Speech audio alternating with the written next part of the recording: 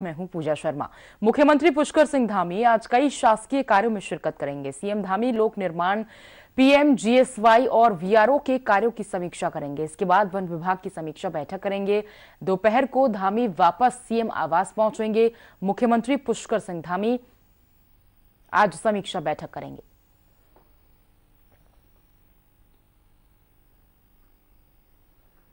तो सीएम धामी आज कई शासकीय कार्यों में शिरकत करेंगे। आज सीएम धामी लोक निर्माण, पीएमजीएसवाई और वीआरओ के कार्यों की समीक्षा करेंगे और उसके बाद वन विभाग की समीक्षा बैठक करेंगे। दोपहर को धामी वापस सीएम आवास पहुंचेंगे।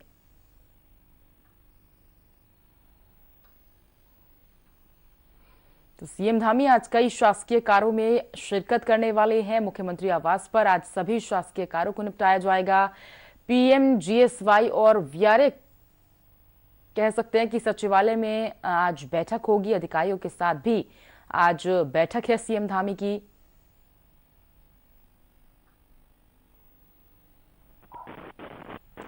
और ज्यादा जानकारी के लिए फोन लाइन पर हमारी संवाददाता माफ कीजिएगा एसोसिएट एडिटर ज्योत्सना हमारे साथ जुड़ी हुई हैं। ज्योत्सना, क्या जानकारी है? आज सीएम धामी बैठक करने वाले हैं, समीक्षा बैठक होने वाली है वन विभाग के अधिकारियों के साथ। आज बैठक होने वाली है, क्या है जानकारी? देखिए पूजा, धामी सरकार 2 अब एक किस्म से अपने पूरे एक्शन मोड में आ गई है। बीजेपी सरकार और धामी सरकार कंटिन्यूटी में है। इससे कोई नया प्लान सामने रखने की जरूरत नहीं है और अधिकारियों को भी पता है कि सरकार की योजनाएं कौन कौन सी प्राथमिकता में रही हैं। इसी वजह से लगातार काम हो रहा है। चारधाम यात्रा को लेकर मुख्यमंत्री पहले दिन व्यापक चर्चा कर चुके हैं। सभी पक्षों की एक किस्म से मीटिंग ले चुके हैं। जितने संबंधित विभाग होते हैं, चाहे पीडब्ल्यूडी है, बीआरओ है, पेयजल, बिजली, परिवहन, टूरिज्म, सभी की बैठक ले चुके हैं और आज से विभागवार समीक्षा बैठकों का दौर शुरू हो गया है। सबसे पहले पीडब्ल्यूडी की और बीआरओ की और प्रधानमंत्री ग्रामीण सड़क योजना की बैठक होगी, क्योंकि आप जानती हैं कि उत्तराखंड में इस समय सड़कों का जाल बन रहा है और खास तौर पर बीआरओ के माध्यम से और पीडब्ल्यूडी के माध्यम से काफी यहाँ पर काम चल रहा है। बीआरओ की बैठक अहम इसलिए भी हो जाती है कि चारधाम यात्रा बिल्कुल 1 महीने बाद शुरू होनी है और चारधाम यात्रा रूट पर बीआरओ ही इस समय काम कर रहा है।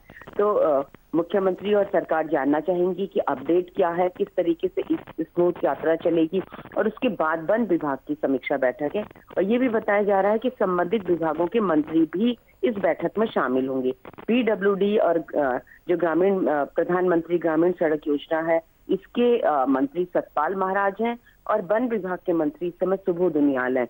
वन विभाग की बैठक इसलिए अहम हो जाती है क्योंकि आप जानती हैं फायर सीजन शुरू हो चुका है। उत्तराखंड के कई स्थानों से आग की सूचनाएं मिलने लगी हैं। 65% यहाँ पर फॉरेस्ट कवर एरिया है और ऐसे में वनों की आग को लेकर के अलर्ट करना बहुत जरूरी है। इसके अलावा यहाँ पर जितनी भी विकास योजनाएं होती हैं उसमें अधिकांश में पर्यावरण का जो एक पेज होता है वो सबसे पहले आता है, क्योंकि कहीं ना कहीं फॉरेस्ट लैंड किसी न किसी योजना में और खास तौर पर सड़कों की योजना में सामने आ जाती है और जिसके लिए क्लियरेंस केंद्र सरकार से लेना होता है। तो कह सकते हैं कि आज दोनों बैठक अहम है और दोनों बैठकों में मुख्यमंत्री समीक्षा करेंगे। मुख्यमंत्री को अगर कहीं कोई चूक नजर आएगी तो वो सख्ती भी दिखाएंगे और हो सकता है कि आने वाले समय के लिए, यानी कि जैसे हर मंत्री अपना 100 दिन का एक रोड मैप बना रहा है, उसी तरीके से आज इस बैठक में मुख्यमंत्री अपने 100 डेज के रोड मैप को लेकर के दोनों विभागों के जो भी वरिष्ठ अधिकारी हैं उनके सामने रख देंगे टारगेट कि आपको 100 डेज में ये काम करना है। बिल्कुल ज्योत्सना। और देखिए 1 महीने का वक्त बचा है चारधाम यात्रा को शुरू होने में। ऐसे में हम वो तस्वीरें भी उस दिन देख रहे थे ज्योत्सना कि रास्तों में, यानी कि चारधाम यात्रा जब वॉकिंग होगी तो उन रास्तों में सड़कों पे बहुत ज्यादा गड्ढे हैं और जो आसपास के पहाड़ हैं वो भी दरकने की संभावना है। तो ऐसे में उन्हें भी दिशा निर्देश आज सीएम धामी दे सकते हैं और वो बहुत जरूरी भी है, क्योंकि कोई परेशानी ना हो, कोई किसी भी प्रकार की कोई दिक्कत ना हो श्रद्धालुओं को चारधाम यात्रा करने के दौरान। आप बिल्कुल देखिए, जो चारधाम यात्रा रूट है वो इस समय ऑल वेदर प्रोजेक्ट के अंतर्गत उसमें काम चल रहा है और सबसे बड़ी बात है कि कुछ स्थानों पर तो रोड बहुत शानदार बन चुकी है। पूजा, लगता ही नहीं है कि उत्तराखंड की वो रोड है जो हम 4 साल पहले देखा करते थे। जिस तरीके से वो डबल लेन क्या ट्रिपल लेन चली गई है, इतनी चौड़ाई है कि एक जगह से 4-4 गाड़ियां बहुत आसानी से क्रॉस कर सकती हैं। हालांकि जो राष्ट्रीय राजमार्ग और परिवहन मंत्री है नितिन गडकरी, उनका प्लान इसमें कुछ और था। हो सकता है कि आने वाले समय में एजुकेशन में ये प्लान आएगा, क्योंकि वो ये चाहते थे कि इमरजेंसी चॉपर लैंडिंग भी ऑल वेदर रोड पर हो, जगह जगह पार्किंग बनाई जाए, जगह जगह हाईवे के किनारे रेस्टोरेंट बनाए जाएं, ताकि चारधाम यात्रा करने वाले लोगों को किसी भी तरीके की दिक्कत ना हो। आपने बिल्कुल सही कहा कि कुछ जगह रोड कटिंग का काम चल रहा है, जिससे लैंडस्लाइड हो जाता है और कह सकते हैं कि बिना बरसात के भी इस तरीके की घटनाएं होती हैं। तो इन सब विषयों पर चर्चा होगी और सरकार संभवतः यही चीज बीआरओ के सामने कहेगी कि जितना भी जरूरी काम है आप यात्रा शुरू करने से पहले कर दीजिए, ताकि यात्रा के दौरान किसी तरीके का व्यवधान ना आए। अगर कोई जोन ऐसा है जिसमें आपको दिन रात काम करना है, तो उसमें रूट डाइवर्ट हो सकता है यात्रा से पहले, क्योंकि यात्रा के दौरान ये सब पॉसिबल नहीं होता है जब लाखों लोगों का रोज आना जाना होता है। तो ये सब चीजें सामने आएंगी, क्योंकि खास तौर पर अगर मैं गंगोत्री यमुनोत्री मार्ग की बात करूं तो इस जगह इस समय बहुत ज्यादा काम चल रहा है, क्योंकि ये काम काफी डिले हो गया था कुछ तकनीकी पेचीदगियों के कारण, और इस समय काम चल रहा है। और सबसे बड़ी बात कि गंगोत्री या यमुनोत्री जाने के लिए दूसरा कोई वैकल्पिक मार्ग नहीं है, क्योंकि सभी जिसको जाना है उसको हाईवे से ही जाना है। तो इन मार्गों को लेकर भी मुख्यमंत्री और मंत्री चर्चा करेंगे। और आगे का, जैसे मैंने कहा कि सरकार की मंशा यही है कि 2 साल बाद चारधाम यात्रा प्रॉपर शुरू हो रही है। पूजा, आप भी जानती हैं कि कोरोना की वजह से न चारधाम न कोई धार्मिक आयोजन प्रॉपर हो पाया था, तो इसलिए सरकार को भी उम्मीद है कि इस बार बहुत भीड़ आएगी। और इसके अलावा जिस तरीके से मौसम की मार है इस समय, जिस तरीके की गर्मी पड़ रही है, उसको देखते हुए मैदानी क्षेत्र के मैक्सिमम टूरिस्ट पहाड़ों की ओर रुख करेंगे। तो उसके लिए भी एक क्राउड मैनेजमेंट और रोड क्लियरेंस को दोनों को प्रायोरिटी में लेकर के सरकार काम कर रही है। ठीक है, आप बने रहे ज्योत्सना हमारे साथ। उत्तराखंड में आज से राष्ट्रीय स्वयंसेवक संघ की चिंतन शिविर की शुरुआत हो रही है और 11 अप्रैल तक देहरादून के रायवाला स्थित ओरो वैली आश्रम में ये चिंतन बैठक चलेगी। बैठक में संघ प्रमुख मोहन भागवत शामिल होंगे। चिंतन शिविर में खासतौर पर 20 वर्षों के कार्यक्रम की रूपरेखा तय की जाएगी। इस बैठक में संघ प्रमुख के अलावा समूचे अखिल भारतीय कार्यकारिणी भाग लेंगे और साथ ही साथ कुछ प्रांतों के प्रांत प्रचारक और क्षेत्र प्रचारक भी शामिल रहेंगे। आपको बता दें कि सन 2025 में संघ की स्थापना के 100 वर्ष पूरे कर रहे हैं। चिंतन शिविर में शताब्दी वर्ष के कार्यक्रमों को भी अंतिम रूप दिया जाएगा।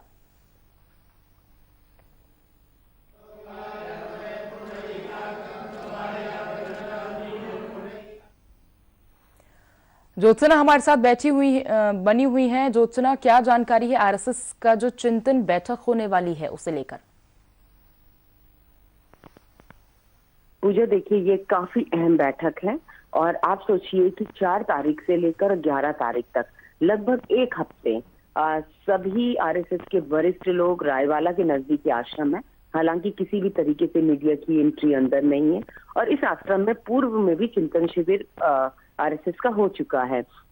यहाँ पर आरएसएस की अखिल भारतीय जो कार्यकारिणी है वो मौजूद रहेगी। कुछ प्रांतों के प्रांत प्रचारक, क्षेत्र प्रचारक इसमें मौजूद रहेंगे। और सबसे बड़ी बात है कि ये 2022 चल रहा है और 25 में आरएसएस की स्थापना के 100 वर्ष पूरे होने हैं। तो अपने शताब्दी वर्ष को आरएसएस बिल्कुल अलग तरीके से मनाने जा रही है। उसके जो कार्यक्रम तय किए गए हैं शताब्दी वर्ष के, उनको अंतिम रूप इस चिंतन बैठक में दिया जाएगा।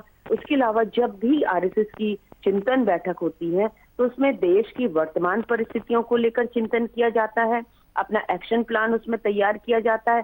संघ को किस तरीके से सेवा के मिशन में जुटना है, किस तरीके से देश सेवा के मिशन में जुटना है, जो उसके अपने फॉर्मेट है उसके तहत उसको कैसे आगे बढ़ना है, इन सब विषयों पर बातचीत होती है। और उससे बड़ी बात है कि संघ प्रमुख भी आज शाम यहाँ पर पहुंच जाएंगे और लगातार बैठक में मौजूद रहेंगे। ये कहा जा सकता है कि इस बैठक के बाद काफी चीजें अहम निकलकर सामने आएंगी। इसके अलावा ये भी जानकारी मिली है कि संघ अपने 20 वर्षों के एक रोड मैप को तैयार करना चाहता है कि किस तरीके से संघ का विस्तार हो, किस तरीके से संघ के कार्यों को और विस्तार दिया जाए और मैक्सिमम लोगों को संघ से जोड़ा जाए। तो ये सब विषय होंगे जिस पर चिंतन होगा और कुल मिला के काफी अहम ये बैठक होने जा रही है। ठीक है, शुक्रिया करेंगे आपका ज्योत्सना इस पूरी जानकारी को साझा करने के लिए।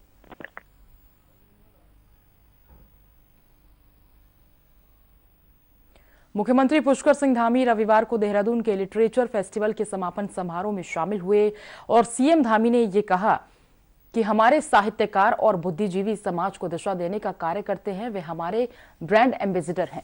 उन्होंने कहा कि हम सभी के सहयोग से उत्तराखंड अग्रणी राज्य बनाएंगे। साथ ही साथ ये भी कहा कि प्रधानमंत्री नरेंद्र मोदी का उत्तराखंड से विशेष लगाव है। उनके मार्गदर्शन से विकास की दृष्टि से प्रदेश में आने वाले 5 साल स्वर्णिम वर्ष होंगे।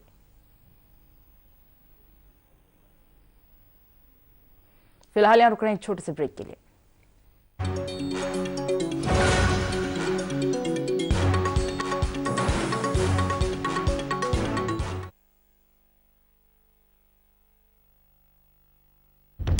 सहारा प्रणाम, हस्तक्षेप में आपका स्वागत है। आज हमारे साथ एक ऐसी शख्सियत हैं, आप हमारे दर्शकों को समझाइए। किसी को कन्विंस न कर सको तो कंफ्यूज करो। अंदाज से नहीं चलता है देश चलता है व्यवहार और कानून से। और बीमारी तो किसी को पूछ के नहीं आती, वो गरीब को भी आती है और अमीर को भी आती है। और नए भारत को बनाने के लिए जो रास्ता है वो जल समृद्धि के मार्ग से जानता है। अगले 3 महीने तक मजदूर से वो पैसा नहीं ले रहे हैं। जो सत्ताएं हैं वहाँ पर उनसे पूछा क्या आपने कि भाई आपने इनको पैदल क्यों चलने दिया? जनरल साहब, सहारा न्यूज नेटवर्क एकलौता ऐसा चैनल है हमारे चैनल का नाम है सहारा, इसीलिए मैंने दे दिया था कोरोना गो ये नारा। क्योंकि पर्यटक के लिए सबसे जरूरी होती है भरोसा और सेफ्टी। बिल्कुल, ये सारे फॉरेनर होने के बाद भी हम किसी का कम्युनिटी ट्रांसमिशन नहीं हुआ। महामारी में हम लोग तुरंत जाके उलझ गए हैं, ये तो कहा जा सकता है कि सर मुड़ाते ओले पड़े। तो एक तरीके से हमारे कम्युनिटी में एक सेंस ऑफ रिस्पॉन्सिबिलिटी भी था जो पब्लिक ने काफी सपोर्ट किया।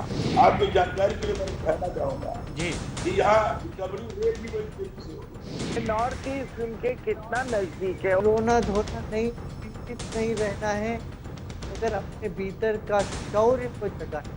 यह कोई दैवी आपदा है, प्रकृति नाराज है या इंसान की कोई बड़ी भूल है? मैं जो देख रहा हूँ ये प्रकृति का एक संकेत है।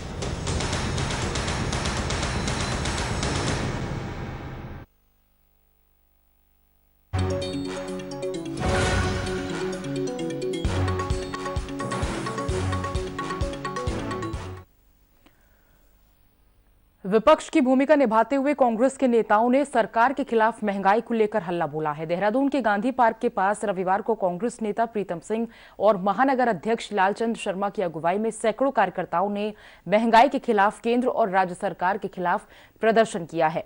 कांग्रेस के नेताओं के मुताबिक पेट्रोल डीजल के अलावा रसोई गैस सिलेंडर के दाम लगातार बढ़ रहे हैं। फल और सब्जियों के दाम भी लगातार आसमान छू रहे हैं, जिसके कारण आम जनता परेशान हो चुकी है। लेकिन चुनाव जीतने के बाद लगातार बीजेपी की सरकार महंगाई को बढ़ाने का काम कर रही है, जिससे जनता परेशान है।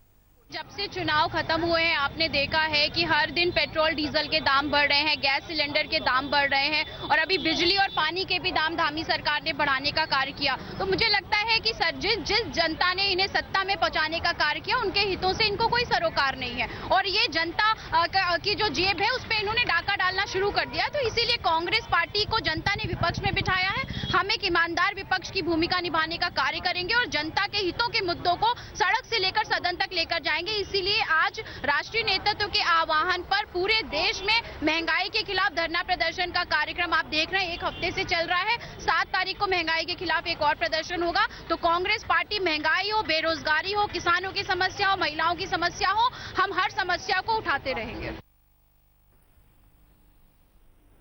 उत्तराखंड कांग्रेस नेताओं ने रविवार को महंगाई के खिलाफ सभी जिला मुख्यालयों पर प्रदर्शन किया। वहीं भारतीय जनता पार्टी के नेताओं ने इस मामले में कांग्रेस को ही निशाने पर ले लिया और बीजेपी ने कांग्रेस पर आरोप लगाया कि जनता विधानसभा चुनाव 2022 में कांग्रेस को महंगाई के मुद्दे पर नकार चुकी है और विपक्ष की जिम्मेदारी का निर्वहन करने के लिए कांग्रेस को जिम्मेदारी दी गई है।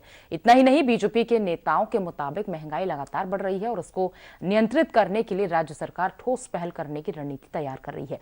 इतना ही नहीं, बीजेपी के नेताओं के मुताबिक सरकार को अभी कुछ ही समय हुआ है और ऐसे में कांग्रेस को थोड़ा धैर्य रखना चाहिए ताकि सरकार सही समय पर सही फैसले ले सके।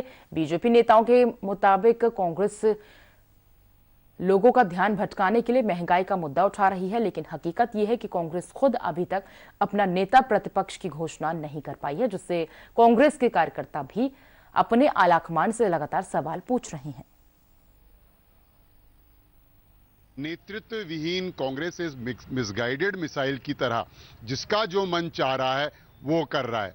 प्रीतम सिंह जी कह रहे हैं अनुपमा रावत जी जो है वो विधानसभा के अंदर बिना कांग्रेस के विधायकों को कॉन्फिडेंस में लेकर चर्चा किए बिना जो मर्जी जो है जिस बात पर भी बैठ जाती हैं, खड़ी हो जाती हैं सदन के अंदर और सदन के बाहर, वो नेता प्रतिपक्ष बनने के लिए ये सब कुछ कर रही हैं। तो कांग्रेस पोज कर रही है, कांग्रेस दिखावा कर रही है, कांग्रेस गंभीर नहीं है। कांग्रेस का जो हृदय है वो कोई जनता के लिए नहीं धड़क रहा। कांग्रेस सुर्खियों में बने रहने के लिए तरह तरह के प्रपंच तरीके अपना रही हैं।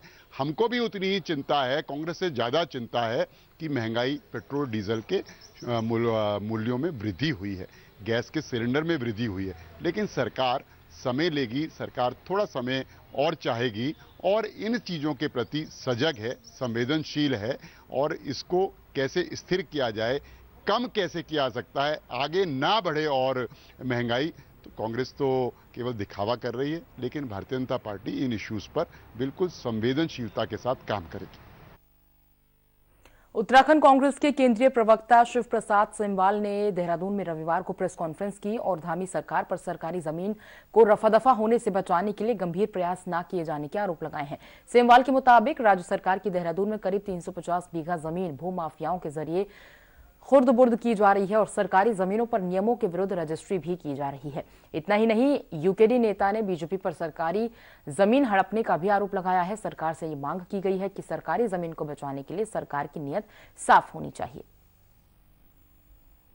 पूरे उत्तराखंड में सैकड़ों बीघा जमीन आए दिन खुर्द-बुर्द हो रही है और सबसे बड़ा उदाहरण जो है देहरादून के ही रिंग रोड का है, जिसमें 350 बीघा लैंड खुर्द-बुर्द कर दी गई है। ये गवर्नमेंट की लैंड है, लेकिन इसमें 10-12 बीघा तो भाजपा ने ही कब्जा ली, 10-12 बीघा किसी दूसरे माफिया ने कब्जा ली। ऐसे करके बड़े स्तर पर जमीनें खुर्द-बुर्द हो रही हैं। इसमें सरकार खुद शामिल है, राजनीतिक पार्टियां शामिल हैं और शासन के, जिला प्रशासन के तमाम अधिकारी शामिल हैं। उत्तराखंड क्रांति दल ने आज ये प्रेस कॉन्फ्रेंस इसलिए की है कि हम चेतावनी देना चाहते हैं सरकार को कि तत्काल सरकार इस तरीके की जो जमीनें हैं तमाम इनको अपने कब्जे में ले। इस तरीके की जो जमीनें खुर्द-बुर्द हो रही हैं, खास करके जो रिंग रोड की 350 बीघा जमीन है, इस पे तत्काल एक स्वतंत्र एजेंसी से जांच कराए, इस जमीन को अपने कब्जे में ले। नहीं तो हम लोग आने वाले एक हफ्ते के अंदर अगर इस पर कार्रवाई नहीं होती तो हाईकोर्ट में इसमें जनहित याचिका दायर करेंगे और राजनीतिक पार्टी के माध्यम से जो है सड़कों पर जनता के बीच जाएंगे और जनता को भी इस मामले से अवगत कराएंगे। नैनीताल में मल्लीताल के आयापाटा के जंगल के पास एक होटल की बाउंड्री वॉल पर एक गुलदार चढ़ गया। वहीं पास लगे सीसीटीवी में गुलदार के आने का वीडियो कैद हो गया। आपको बता दें कि कुछ दिन पहले भी सड़क मार्ग से घूमते हुए गुलदार होटल की दीवार पर चढ़ गया था और वहीं होटल प्रबंधक का कहना है कि क्षेत्र में जंगल की वजह से कई जानवरों को देखा जा चुका है, जिसको ध्यान में रखकर लोगों की सुरक्षा के लिए नाइट विजन सीसीटीवी कैमरे भी लगवाए गए हैं।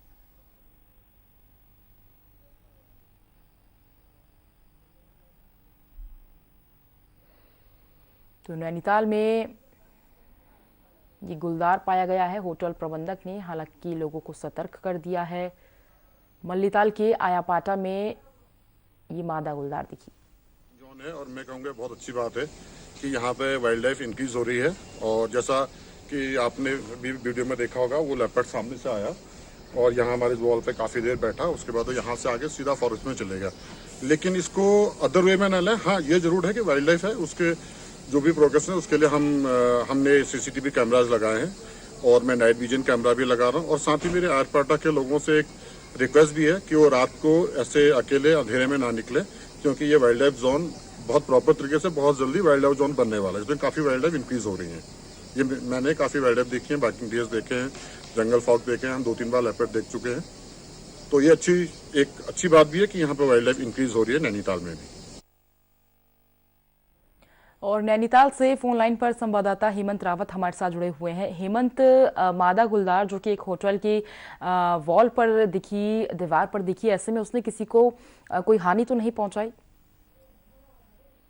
हानि की कोई बात यहाँ पर आई नहीं है, लेकिन जिस तरह से आपको बता दूं कि नैनीताल के आसपास के जो क्षेत्र हैं वहाँ पर गुलदार की आबादी बढ़ते हुए दिखाई दे रही है। इससे पहले भी नैनीताल के कुछ क्षेत्रों में गुलदार दिखाई दिया था और चहलकदमी करते हुए ये जू के पास भी एक बार जो है गुलदार वहाँ पर पहुंचा था, उसने वहाँ के जो पालतू जानवर को खाया था। तो उसी तरह नैनीताल के इस होटल प्रबंधन ने भी ये साफ किया है कि उनकी दीवार पर जो है गुलदार दिखाई दिया, क्योंकि उस समय रात के समय वहाँ पर जो है पर्यटक भी मौजूद थे। उसके बावजूद गुलदार ने किसी पर कोई हानि नहीं की। इसके बावजूद जो है नैनीताल होटल के अलावा जो आयरपाटा का क्षेत्र है, घने जंगल का क्षेत्र है, यहाँ पर अलग जंगली जानवर दिखाई देते हैं। तो जिला प्रशासन से उसके अलावा यहाँ पर लाइट जो है उसकी व्यवस्था करने की बात कही गई है। उसके अलावा जो है होटल प्रबंधन द्वारा CCTV कैमरा लगाने के साथ साथ वाइल्ड लाइफ से बचने के लिए जो सुरक्षा के इंतजाम करने की बात कही गई है। लेकिन फिलहाल जो है इस जानवर के कारण किसी को अभी तक कोई हानि नहीं पहुंची है। जी शुक्रिया करेंगे आपका हेमंत, पूरी जानकारी हम तक साझा करने के लिए। वहीं उधम सिंह नगर में शादी का झांसा देकर एक महिला का शारीरिक शोषण करने का मामला सामने आया है। पीड़ित महिला ने आरोपी के खिलाफ नामजद रिपोर्ट दर्ज कर कार्रवाई की मांग की है। मामला जोधपुर के गांव निजामगढ़ का है। एक युवती ने आरोप लगाया है कि वह अपने ही गांव के फुरकान नामक युवक को 2 वर्षों से जानती है। फुरकान ने पीड़िता को शादी का झांसा देकर कई बार शारीरिक शोषण किया है। जब पीड़िता ने आरोपी के खिलाफ पुलिस में शिकायत दर्ज कराने की बात कही तो उसे आरोपी फुरकान ने जान से मारने की धमकी दी। वहीं इस पूरे मामले में प्रभारी कोतवाल NK बचकोटी ने बताया कि आरोपी फुरकान के खिलाफ कई संगीन धाराओं में मुकदमा दर्ज कर लिया गया है और आगे की कार्रवाई जारी है। का झांसा देकर और बनाने के संबंध में तहरीर थाने पर दी थी और महिला की तहरीर के आधार पर और फुरकान पुत्र दिलशाद निवासी निजामगढ़ थाना जसपुर के विरुद्ध अभियोग पंजीकृत किया गया है। इसकी धाराएं 376, 506 में अंकित है और विवेचना जारी है। आज चैत्र नवरात्र का तीसरा दिन है। नवरात्र के तीसरे दिन मां दुर्गा के चंद्रघंटा रूप की पूजा की जाती है। 9 दिनों तक चलने वाले नवरात्र के दौरान मां के 9 रूपों की पूजा की जाती है। मां का तीसरा रूप राक्षसों का वध करने के लिए जाना जाता है।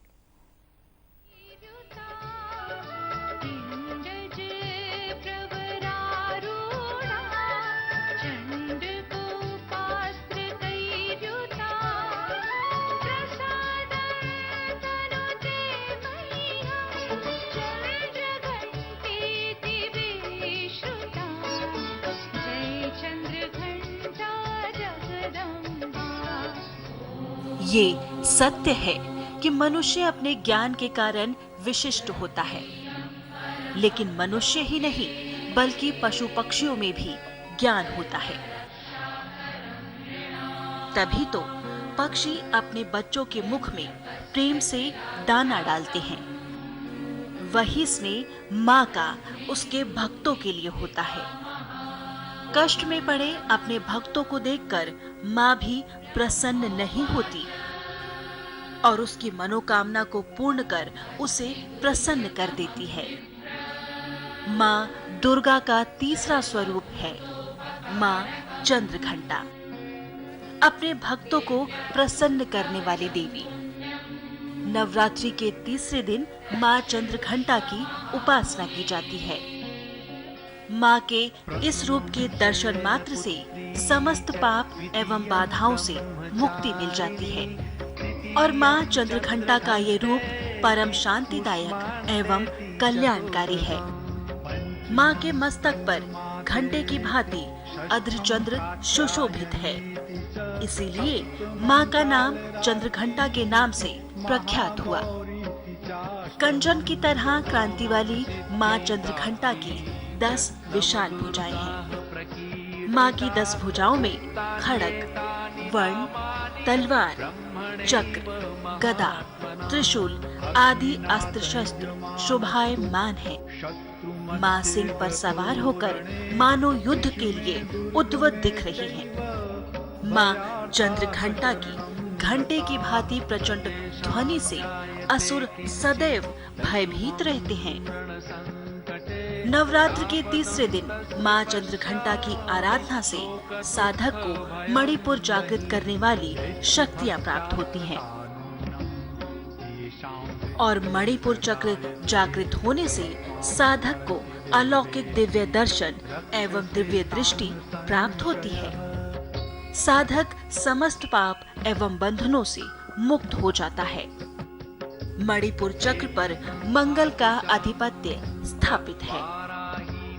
नवरात्रों के 9 दिनों में जो भी साधक सच्ची भावनाओं से माँ चंद्रघंटा की उपासना करता है और माँ का कृपा पात्र बनने में सफल होता है, माँ का निवास उसके घर परिवार में सदा बना रहता है। उसके जीवन में कोई बाधा नहीं आती। उसके जीवन में हमेशा सुख और शांति के साथ समृद्धि बनी रहती है। सहारा न्यूज़ ब्यूरो। और इसी के साथ फिलहाल बुलेटिन में बस इतना ही, लेकिन सहारा समय पर उत्तर प्रदेश और उत्तराखंड की खबरों के अलावा देश और दुनिया की ताज़ा तरीन खबरों के लिए आप लॉग ऑन कर सकते हैं हमारी वेबसाइट samala.com।